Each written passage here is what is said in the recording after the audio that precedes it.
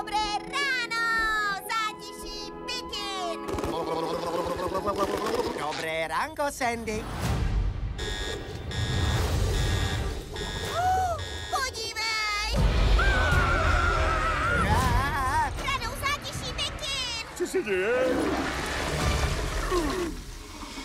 Co je? Ruce jsem si myl? Grindy Pindy! Boots! Výzkum podmořského života!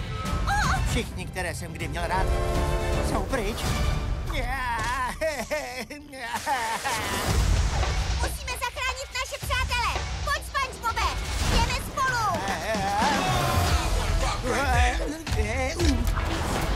Páni, Sandy, nevěděl jsem, že jsi létající pakoveverka.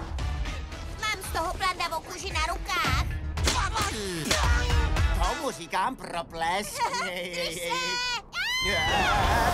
Naši kamarádi jsou tamhle! Pojď, SpongeBobe! Jíha!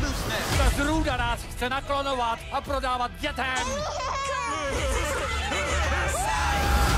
Počkat! Proč si nevzali mě? Připadám si zase jako na střední. Sandy, pošli pro pomoc. Přesně vím pro jakou! Nástup, rodinko! Páni, Sandy, to je tvoje rodina? Jo! A zachráníme vaše kámoše. Jo, jsme v pytli. Běžte jako o závod! Teď už je asi pozdě dát jim padáky. Aha, s tím ti pomůžu, kámo!